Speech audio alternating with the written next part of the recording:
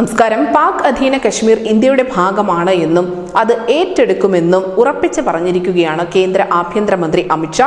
പാകിസ്ഥാൻ അധിനിവേശ കശ്മീരിലെ പ്രതിഷേധങ്ങളെ പരാമർശിച്ച് സെറാംപൂരിലെ ഒരു റാലിയെ അഭിസംബോധന ചെയ്ത് സംസാരിക്കുന്നതിനിടയിലാണ് അമിത്ഷായുടെ ഭാഗത്ത് നിന്നും സുപ്രധാന പരാമർശം ഉണ്ടായിരിക്കുന്നത്.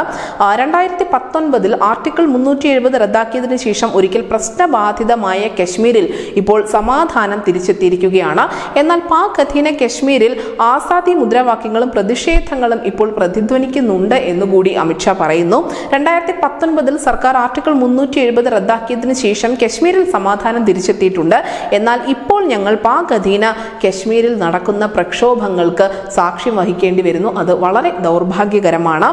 നേരത്തെ ആസാദിയുടെ മുദ്രാവാക്യങ്ങൾ അല്ലെങ്കിൽ സ്വാതന്ത്ര്യത്തിന് വേണ്ടിയുള്ള മുദ്രാവാക്യങ്ങൾ ഇവിടെ നിന്നും കേട്ടിരുന്നു. പക്ഷേ ഇപ്പോൾ അത് കുറച്ചുകൂടി ഉച്ചത്തിലായിരിക്കുന്നു എന്നുകൂടി അമിത്ഷാ പറയുന്നു. സ്വാതന്ത്ര്യത്തിന് വേണ്ടിയുള്ള മുദ്രാവാക്യങ്ങൾ POKയിൽ നിന്നും ഉയർന്നു കേൾക്കുന്നുണ്ട്. തീർച്ചയായും ഇത് ഇന്ത്യ നിരീക്ഷിക്കുന്നുമുണ്ട്.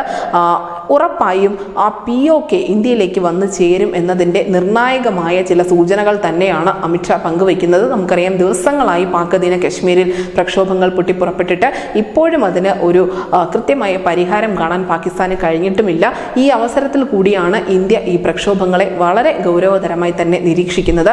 അവിടെ പാകിസ്ഥാൻ പതാക താഴെ ഇറക്കുകയും ഇന്ത്യൻ പതാക വീശുകയും ഇന്ത്യക്ക് അനുകൂലമായ ചില മുദ്രാവാക്യം വിളികളൊക്കെ ഉണ്ടാവുകയും ചെയ്തിരുന്നു. ഇതൊക്കെ ഇന്ത്യക്ക് അനുകൂലമായ ഒരു കാലാവസ്ഥ ഇപ്പോൾ POKയിൽ രൂപപ്പെട്ടതിന് തെളിവായി കൂടി വിലയിരുത്തപ്പെടുന്നുണ്ട്. News desk news India Malayalam.